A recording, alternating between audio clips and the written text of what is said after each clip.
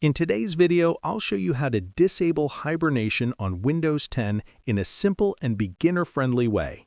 If you've noticed that your computer is using extra disk space, or you see an option called Hibernate that you never use, turning it off can help clean things up and make your system a little more efficient. Don't worry if you're not technical at all. I'll walk you through every step. First, look at the bottom left corner of your screen and press the Windows key on your keyboard. This will open the Start menu. Now start typing the letters CMD. You should see an option called Command Prompt appear in the list. Instead of opening it normally, you need to run it as an administrator. To do that, right-click on Command Prompt, then click on Run as Administrator. If a security message pops up asking for permission, just click Yes. This is normal. Now you should see a black window with some text in it. This is the command prompt. Don't let it scare you. You only need to type one simple command.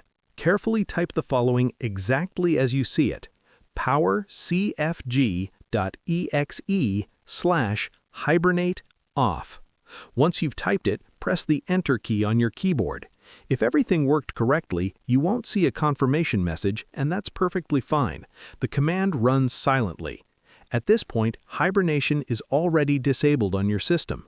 This also removes the hidden hibernation file from your hard drive, which can free up a noticeable amount of space.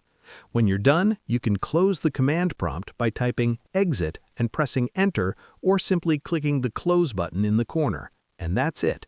You've successfully disabled hibernation on Windows 10 with just one command.